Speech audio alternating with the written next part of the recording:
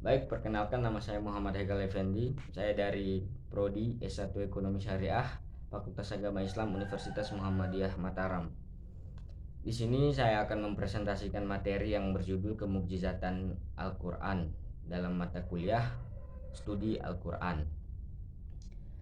Langsung saja pada poin pembahasan, pengertian mukjizat Al-Quran.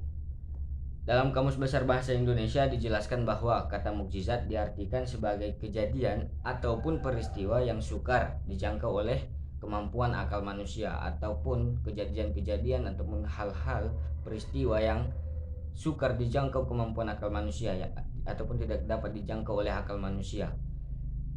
Kata mukjizat terambil dari bahasa Arab yang berarti ajaza, yang berarti melemahkan atau menjadikan tidak mampu. Sedangkan kata ajaza itu sendiri berasal dari kata yang tidak mempunyai kekuatan ataupun lemah.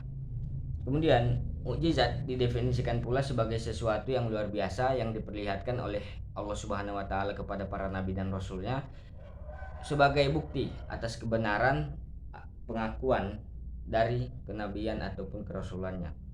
Di mana dalam Al-Quran kata ajaza dalam berbagai bentuk terulang sebanyak 26 kali dalam 21 surat dan 25 ayat. Kemudian poin yang kedua, macam-macam mukjizat. Secara garis umum atau garis besar dapat dibagi dalam dua bagian pokok, yaitu mukjizat yang bersifat hisiah atau material indrawi, ataupun mukjizat yang bersifat akliyah atau rasional. Sekarang tentang mukjizat yang pertama, di mana mukjizat nabi-nabi terdahulu ataupun mukjizat yang diturunkan kepada nabi pada dahulu ialah mukjizat yang merupakan jenis yang pertama, di mana mukjizat mereka bersifat material dan indrawi. Dalam arti keluar biasaan tersebut dapat disaksikan atau dijangkau langsung lewat indera oleh masyarakat tempat nabi tersebut menyampaikan risalahnya. Misalnya waktu perahu Nabi Nuh yang dibuat atas petunjuk Allah itu sehingga mampu bertahan dalam situasi ombak, itu merupakan suatu mukjizat ataupun langsung dirasakan oleh manusia yang hidup pada zaman Nabi tersebut, Nabi Nuh tersebut. Kemudian mukjizat yang lain ialah tidak terbakarnya Nabi Ibrahim dalam kobaran api. Nah, Allah juga menunjukkan mukjizatnya melalui Nabi Ibrahim, di mana Nabi Ibrahim yang tidak terbakar oleh api ataupun tidak tersentuh sama sekali oleh api, dan itu merupakan mukjizat yang diturunkan oleh Allah Subhanahu wa taala kepada Nabi Ibrahim. Kemudian tongkat Nabi Musa yang berubah menjadi ular. Kemudian penyembuhan yang dilakukan Nabi Isa atas izin Allah dan lain-lain.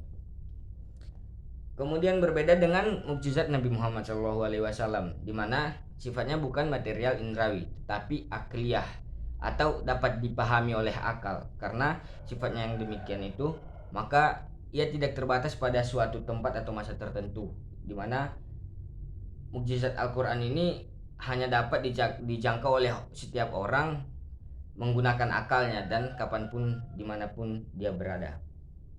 Kemudian yang menyebabkan perbedaan dua mukjizat tersebut, di mana perbedaan ini disebabkan oleh dua hal, di mana yang pertama itu para nabi sebelum Nabi Muhammad SAW ditugaskan untuk masyarakat dan masa tertentu.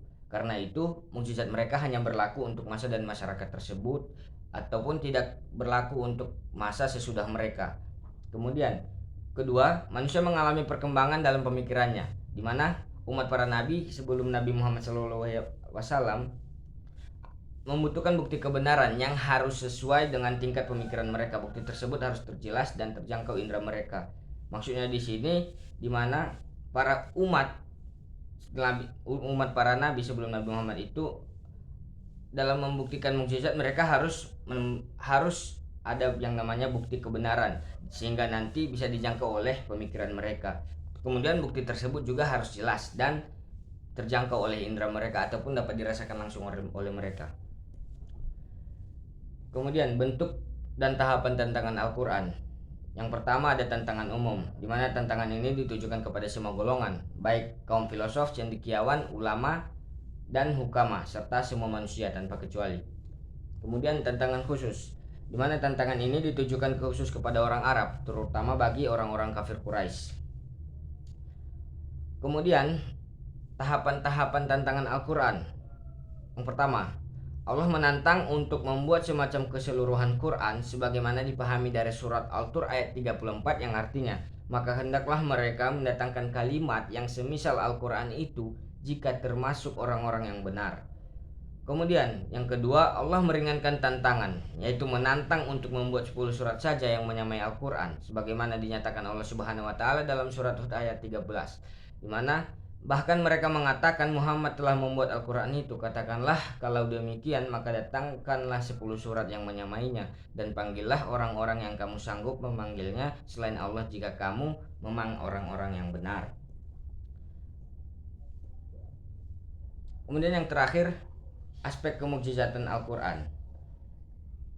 Para ulama sepakat bahwa Al-Quran itu tidaklah melemahkan untuk mendatangkan sepadan Al-Quran hanya karena satu aspek saja, tetapi karena beberapa aspek, baik aspek lafziyah, manawiyah, dan ruhiyah, dimana semuanya bersandarkan dan bersatu sehingga melemahkan manusia untuk melawannya.